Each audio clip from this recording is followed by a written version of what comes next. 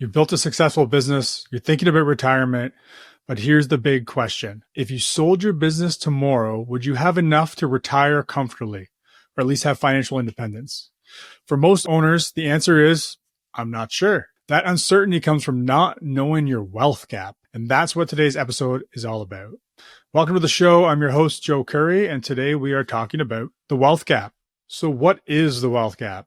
The wealth gap is the difference between the total assets you need to be financially independent and the assets you currently have outside of your business and your home. So why is it important to know what your wealth gap is? Understanding that is the foundation for both your retirement planning and your exit planning as a business owner. So without it, you're flying blind. You're unsure if the decisions you make today are actually getting you closer to financial independence. And you really have no idea how far away you are. So this number gives us some clarity because it becomes your benchmark. So we use that to determine how much you need from the business and a sale, what kind of deal you can accept when you actually start talking about an exit, and whether your current trajectory is going to get you there in time to meet your goals. So here's how we calculate it. Now, if we were working together one-on-one, we're going to go way more in depth and get more precise on this. So what I'm giving you here is the back of the napkin version for how to calculate your wealth gap. So we start with discovery. So you need to understand and clarify your retirement lifestyle goals and how much income you're going to need once you exit the business. Okay.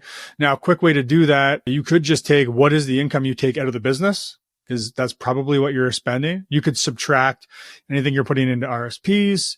You could subtract, if your mortgage is almost paid off and that's going to be paid off once you exit, you could take that out of the equation as well. But basically what you're spending today is probably what you're going to need in retirement or when you're no longer working in the business. So the second thing we need to know is how much income are we going to get out of the capital that we have invested? And so what we do is we can apply, again, this is back of the napkin math, but we can apply a rule of thumb here like the 4% rule. And basically the 4% rule tells us, we can take 4% of our retirement assets out of our portfolio each year as income and adjust that with inflation throughout retirement. So I've done a lot of videos on my other podcast, Retirement Planning Simplified, about the 4% rules.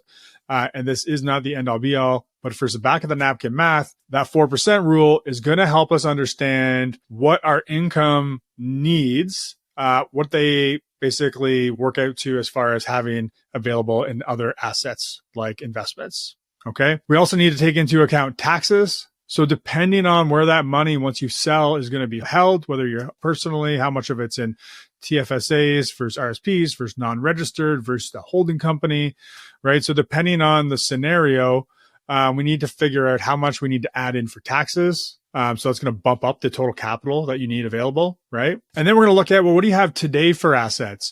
So we add up everything you have invested. So this is your RSPs, your TFSAs, your non-registered, your holding company, your operating company outside of your operating capital. And the two things we keep out of there is that we keep out the business, the value of the business, and we keep out the value of your home, because most of you are probably going to stay in the home. We're not going to use that for a retirement asset. Okay. And so what we get is your wealth gap equals the required capital, subtract those current available assets that you have to fund your retirement. So that is the gap that you need to fill in order to retire on your terms, or at least have financial independence.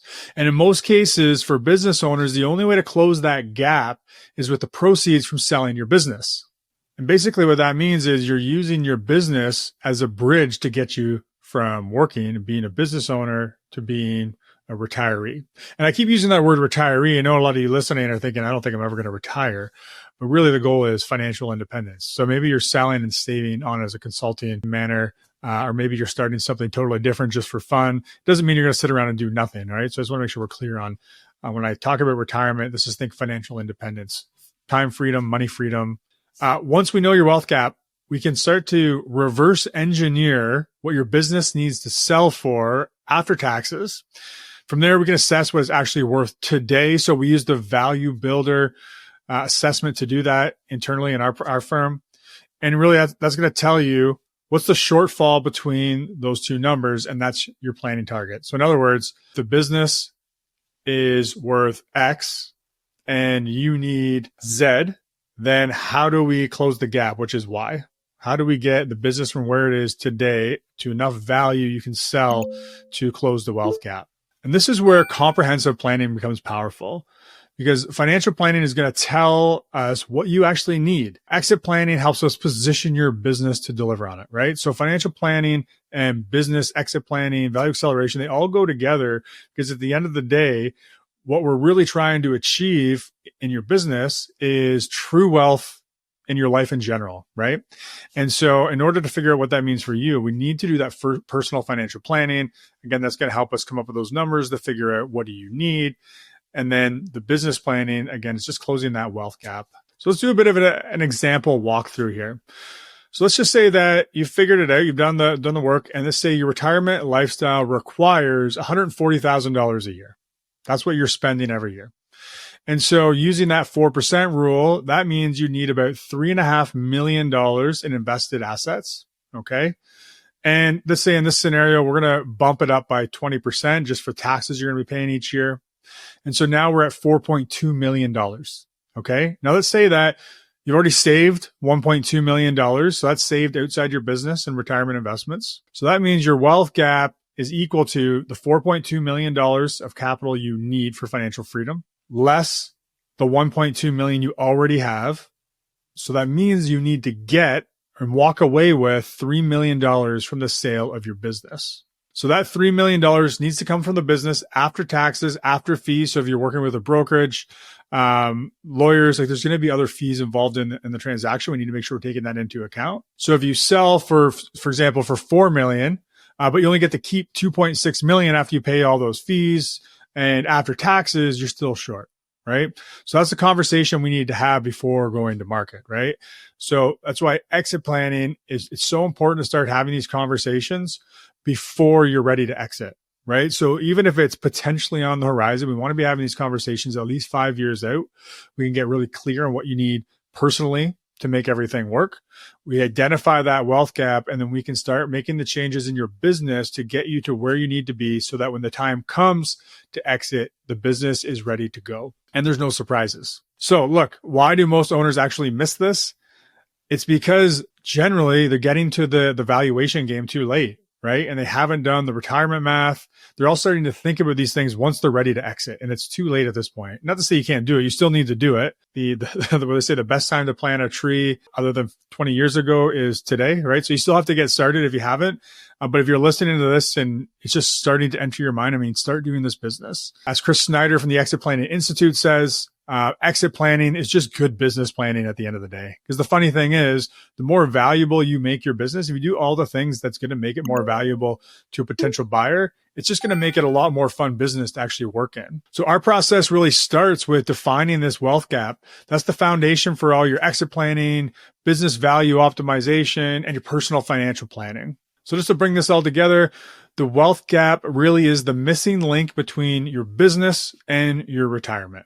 So if you want to retire with clarity and confidence, you need to know how much do you need to have available to fund your ideal retirement? What do you already have available outside the business that's going to go towards contributing to that ideal retirement? And how much do you need to get for your business in order to fill the wealth gap? Once we have all that info, we can get to work growing value, managing taxes, and designing your exit on your terms. If you want some help figuring out what your wealth gap is, or you want to have an idea what your business is worth, just shoot us an email, info@matthewsandassociates.ca. That's our planning firm, and let us know what you're looking for. Take care.